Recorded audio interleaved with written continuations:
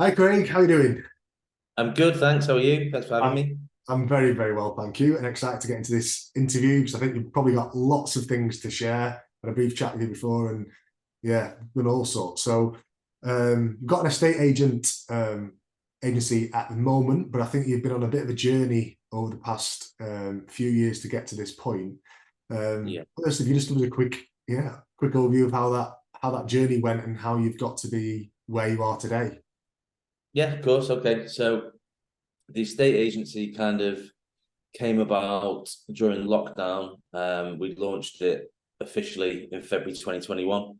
Um, and the idea was my wife, who was furloughed, she was an estate agent, and we were kind of building it around her. She wasn't particularly well looked after with the company that she was with when she was furloughed.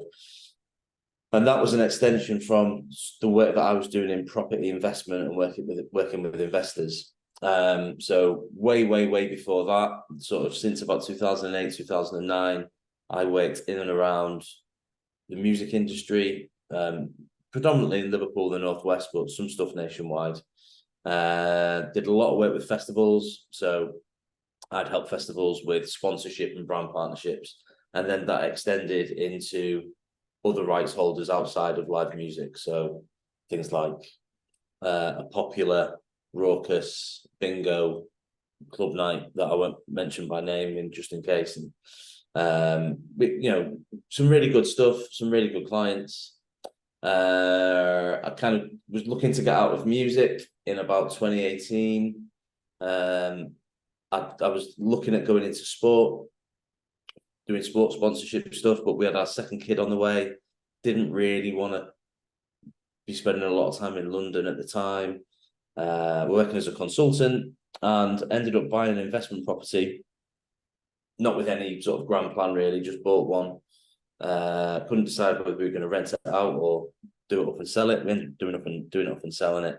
Made quite a few quid, sort of by accident, and realized that I could probably do a few more of them and have a fewer clients, especially the clients that I didn't feel I was delivering for, that I wasn't really aligned with. So it gave me the opportunity to sidestep a little bit, and the consultancy and the property thing sort of ran side by side. Eventually, property took over, and I ended up working with investors, helping them build their portfolios in Liverpool.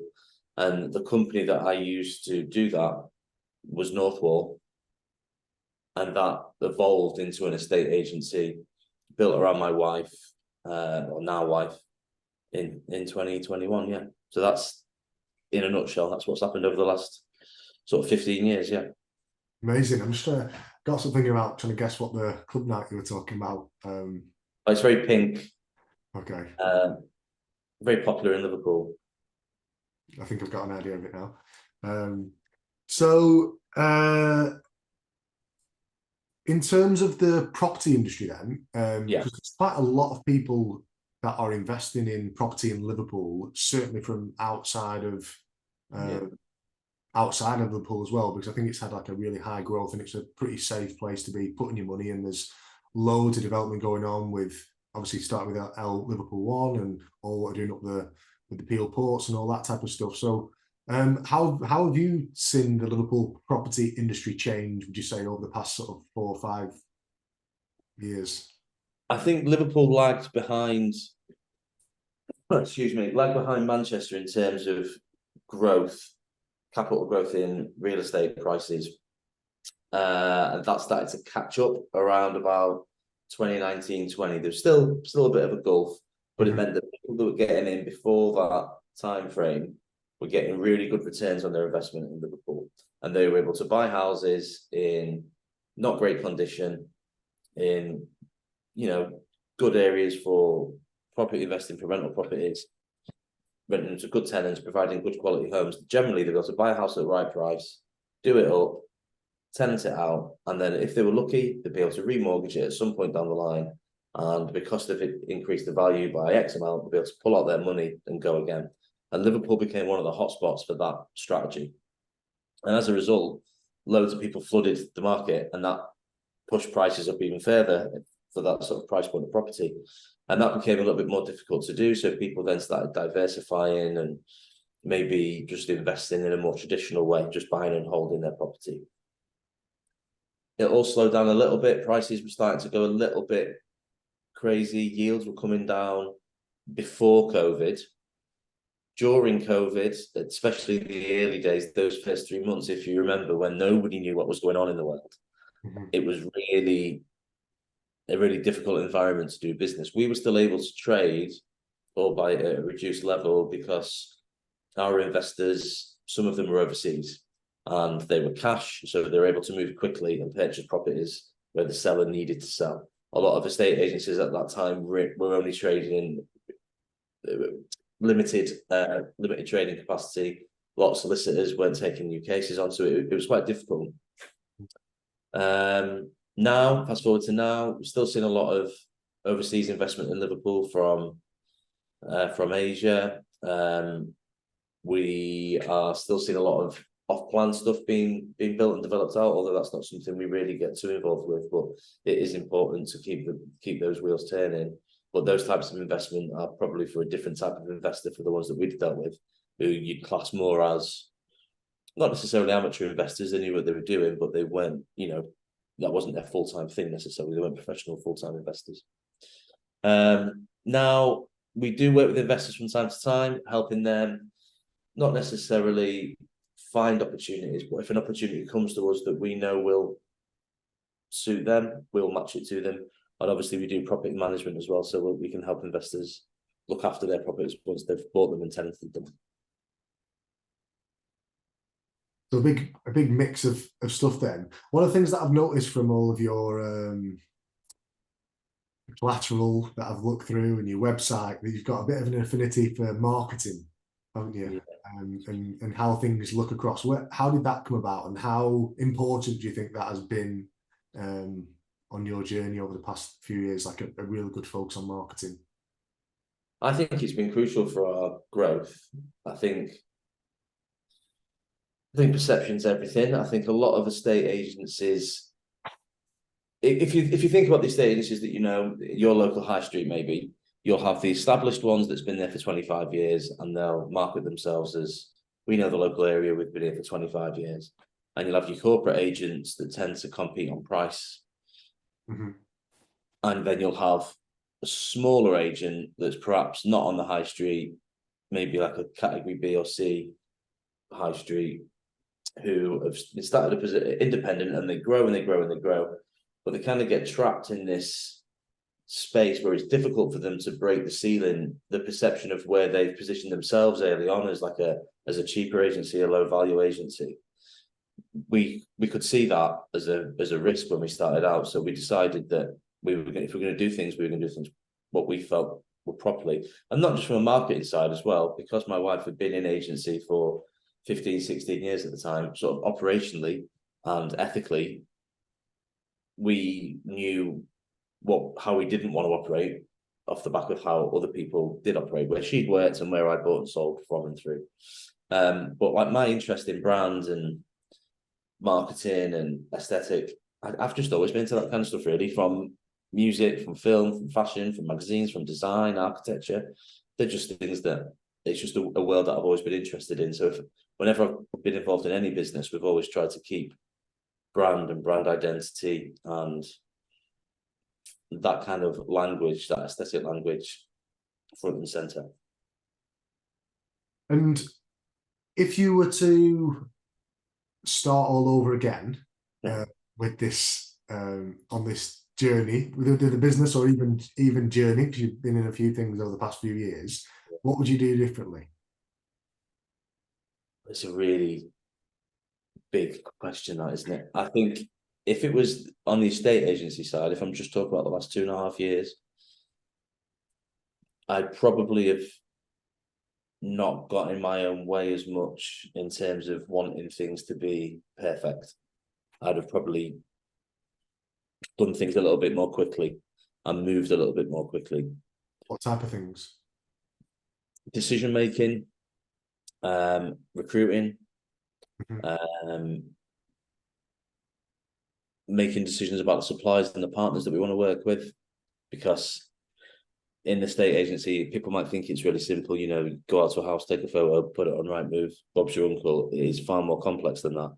There's a whole host of suppliers, partners, not just sort of technology wise. We've got quite a good sized tech stack, and it's a really competitive space, prop tech, but also with individuals and consultants and advice. There's so many different ways you can go.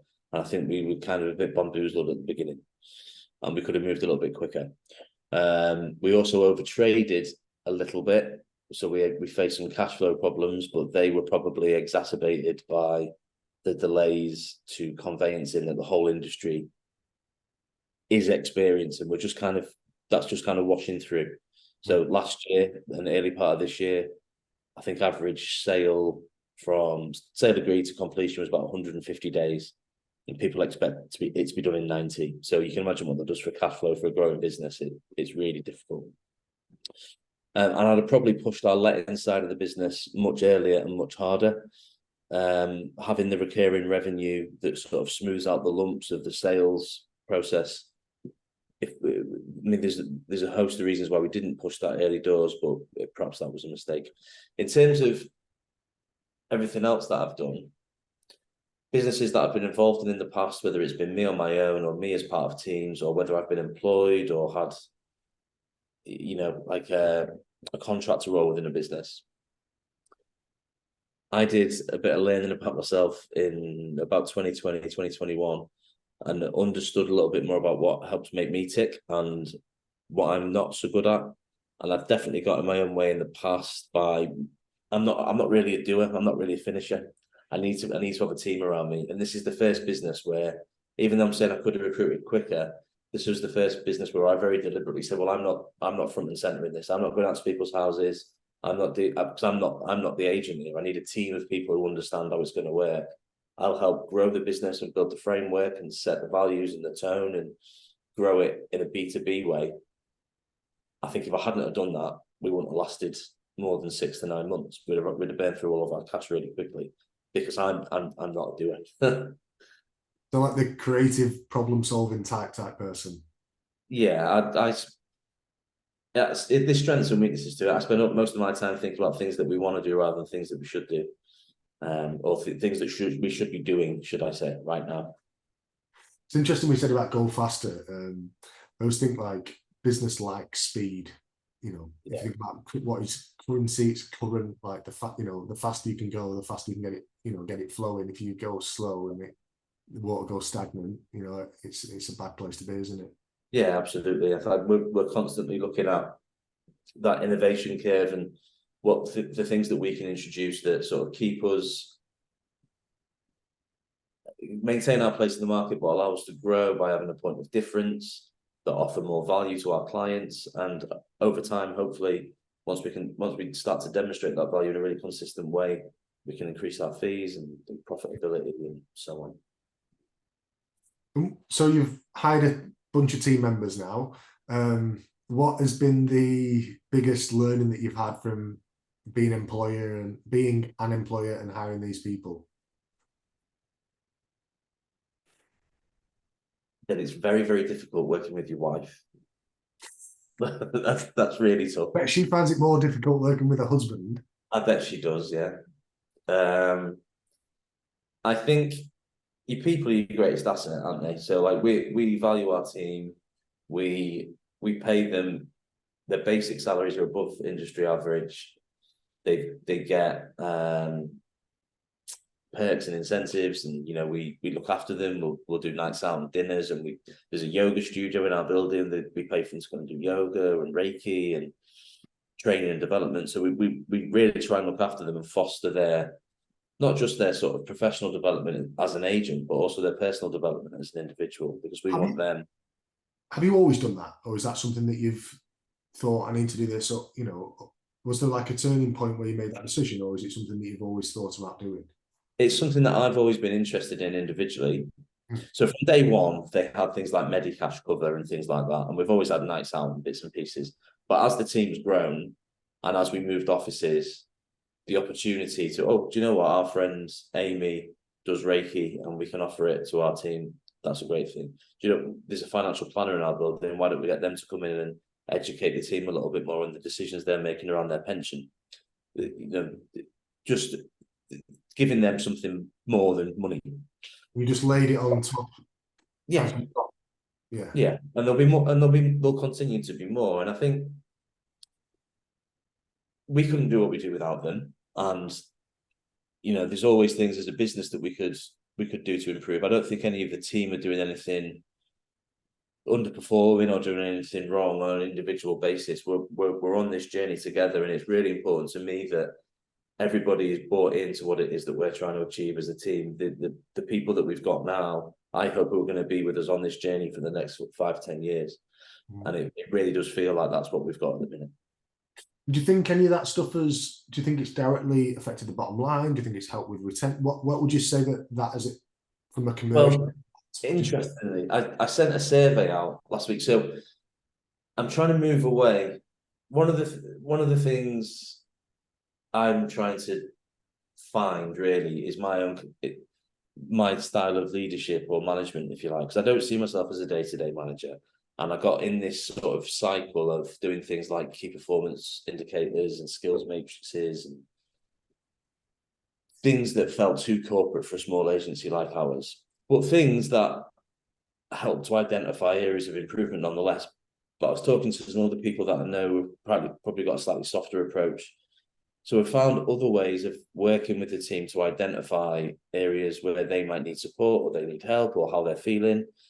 And part of that process was sending out a survey on Typeform just to see how they felt about the business, how they feel when they come into work, would they recommend working here, what did they think of the package that they're on and all that kind of stuff. So the feedback we got from that was that they're all really happy with it. So does it affect bottom line? Well, I'd say it affects productivity, which in turn affects bottom line, yeah. They understand the relationship between... I try to not have them focus too much on the outputs of the business.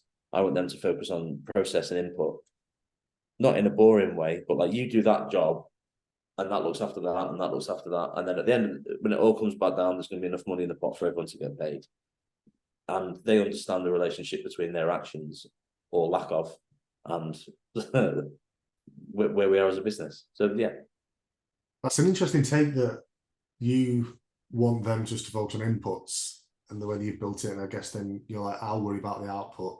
You just do the input. Yeah. Yeah, it's cool. We like it. So how do you manage your personal life and business life then, Craig? With working with your partner as well. Yeah, it's tough. There's pros and cons, right? So, I got up at 5 this morning. I went for a run. I went to the gym. Anybody could do that before they go to work, I guess. I came back. I walked my kids to school, and I started work at 9:15. I'm working from home today. I was on a call with a coach this morning. Then I had a course that I'm doing, and then this, and then I've got another course this afternoon. Today's like a learning and development day for me. I try and keep Thursdays for this type of stuff. I'll go for a walk in the middle of the day. Sometimes I'll go for a run. I'll go for a ride. So I get to do stuff that you wouldn't get to do if you were working for somebody else. I don't tend to work evenings, but I do work weekends because I enjoy what I do. So I don't see myself as, oh my God, I've got to do that. I've got to get caught up on that. I love what I do. Mm-hmm. And the work I'll do out of hours tends to be sort of more developmental, strategic work. But it does eat into home life. It does eat into personal life. And I'm not saying that, I'm not an elite Olympic athlete who's saying that in order for me to achieve an Olympic gold, I've got to make sacrifices. But I think balance is different for everybody, isn't it? And I think I know that if I've got something that I feel I need to get done, or if I need to exercise or whatever, that manifests in me being miserable and grumpy and not good to be around. So it's probably better for everybody that's around me to allow me to scratch the itch that I need to scratch, and then they'll get much more out of me when I am around, and I'll give everything that I've got and be really present and really engaged. And I think as long as I'm self-aware enough to manage that and monitor that, really at this stage, it's probably the best I can do. Nice. You mentioned that during the COVID situation and with the conveyancing delays, Yeah. you had there was some cash flow issues. You didn't start the rental side of the business to give you that constant, monthly recurring revenue. Yeah. What advice would you have for other business owners that may be going through cash flow challenges? Financial management advice would you give them? Speak to your bank just as early as possible. Don't bury your head in the sand. Be very critical of your spend. Look at your cash flow forecasting. Look at where you're spending money where you don't need to. Speak to some of your suppliers and see if they're happy for you, even if you're on contracted terms, to maybe suspend the service for a period of time or take some kind of payment holiday. Ultimately, there's multiple ways of raising finance, be that from personal reserves, friends and family, investors, giving away equity, debt, factoring, depending on what it is that service you offer or products you sell. Yes, there are people's jobs at risk, and yes, there are massive downsides. But when we first started the business and we were facing problems like that, I'd find it all consuming. The stress from it was all consuming. And then one day, I just thought, well, I've got my health, I've got my family, I've got the kids. As long as I've got them, everything's okay. What's the worst that can happen? And when you look at things with a what's the worst that can happen perspective, the sort of all the impending crushing dread of, oh my God, I've got to find that £10,000 or whatever it is, you see it in a different way and you can solve problems in a more creative way. So I would say, speak to all the stakeholders that you need to speak to, face up to it, but also try and get a bit of perspective from it. Go for a walk. Amazing. Mixed with gratitude and and also, I love that. What's the worst that can happen? Can I live with that? Well, yeah, let's move on then. Yeah, that's what you can do. You can let your wounds out and you're going to move forward. Wonderful. So just to begin to wrap up then, Craig, where do you see yourself in 5 years' time? 5 years' time. I'm going out for dinner with my wife tonight, and this is going to be on the topic of conversation because we did talk about at some point perhaps moving overseas, still having the business here, but sort of splitting our time. I don't know whether that will still happen, but we need to make a decision because kids will be going to big school. Realistically, the plans that we've got for the business over the next 12 to 24 months will shape the next 5 to 10 years. So we've got Northwall. Our plan was always to collaborate with another agent. This is related to the reason we didn't launch lettings initially, because we were going to collaborate with an agent that did. That didn't happen. We ended up buying another agency in South Liverpool, in Hale Village, that was going to shut its doors, and that changed the complexion of our business. So instead of trying to pick off geographic areas, we decided to focus on a specific type of property and move to a non-high street office, a serviced office, so that we could be a bit more sort of geographically agnostic. And that office will become a head office for accounts and marketing and property management and all the kind of back office stuff over time. And we probably will have some high street locations. But what it's opened up to us is the opportunity to have lots of complementary businesses that run alongside it. So we are setting up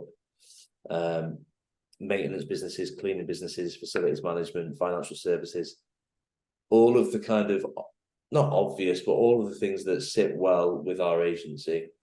They're the sort of businesses that we are either in the middle of launching or talking to people to collaborate with on launching over the next 12 to 24 months. So in 5 years' time, I see myself running the business that kind of sits across the top. And there'll be MDs in charge of all the businesses, including Northwall. And I'll be up at the top with maybe two or three of the other MDs helping run that business and shape that. That's the plan. Amazing. And I feel like I could ask you a few more questions about that. It's so interesting.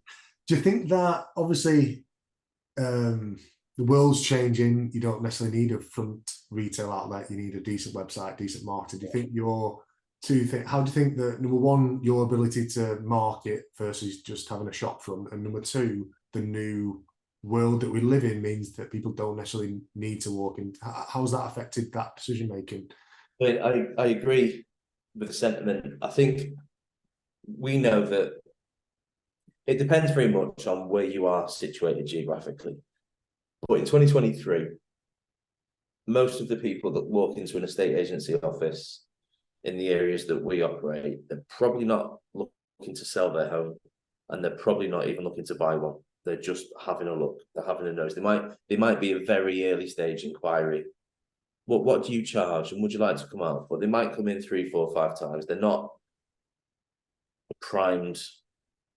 Ready to buy. But, yeah, they're not ready to buy or sell. So the way I would justify the cost of having a high street office would be the brand awareness and the perception. I think it's a very expensive piece of branding. Mm-hmm. It gives people a nice place to work, but essentially it's a branding piece. Now there are different parts of different sort of property quartiles where having the office is more effective than not. Higher end, I think it's nice for have people to come in and sit down. But where we are now in our serviced office, we've got our own front door. You can come through the main building. I don't know if you know Liverpool Road Studios in Crosby, but we've got 2 restaurants. We've got an Italian restaurant and we've got like a sort of British style bistro. Both fantastic. So, you know, if people want to come to our office and see us, instead of having a cup of Nescafe in a chip mug sat at an old desk from the 90s, they can go and have a flat white or a glass of wine in a restaurant at the front. So we feel like we've got the best of both worlds. People can still come in and see us, but well, let's go and have a proper meeting. Let's go and have a proper chat. Let's go and have a bit of lunch. Mm-hmm. So I think that both have their place. They just serve different markets and different styles of agents in slightly different ways. Moving forward, I think digital is obviously the way things are going, but I think it's always nice to have a point of difference, you know, physical marketing and sort of letter writing and, you know, good quality, well-designed printed material always goes a long way, in my view. Definitely. Makes the intangible tangible, especially the kinesthetic people. It can now it's a real company because I can feel it in my hand, even though it's not the company, it's a piece of paper. Bang on. Like so since we started, we spent a load of money on Facebook ads and YouTube and Google. So we were quite far ahead with that.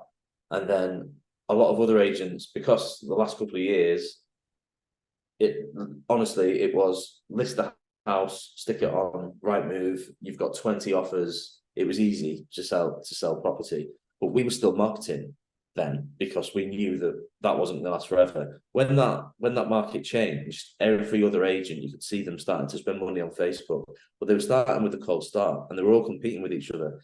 So we stopped spending money on Facebook and we put that money into something else because we'd built an audience there that we could market to without spending money on it. Yeah. Amazing.